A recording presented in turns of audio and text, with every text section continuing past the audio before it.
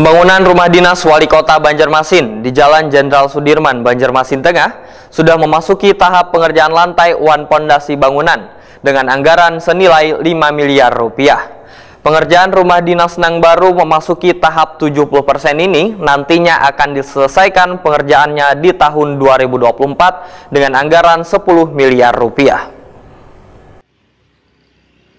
Pembangunan rumah dinas Wali Kota Banjarmasin di Jalan Jenderal Sudirman, Banjarmasin Tengah sudah memasuki tahap pengerjaan lantai wan pondasi bangunan dengan anggaran senilai 5 miliar rupiah.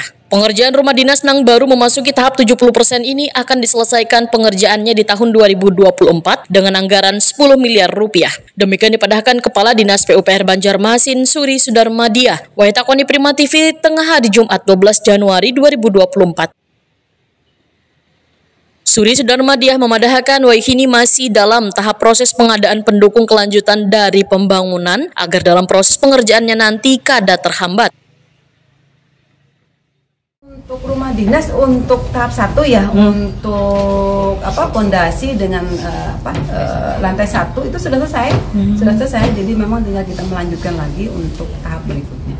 Jadi insya Allah tahun ini kita selesai. Targetnya bulan tahun ini untuk diselesaikan. Berarti 50% atas 50% apa? Jadi kan mungkin satu-satu ya, mungkin di bawah gitu. Kalau secara keseluruhan masih di bawah. Karena memang bertahap dan tahap kedua tahun ini. Gitu. Mungkin dalam berapa bulan kira-kira bisa kita selesaikan? 7 atau 8 bulan gitu ya. 7 sampai 8 bulan. Jadi saat ini masih dalam proses nih Bula?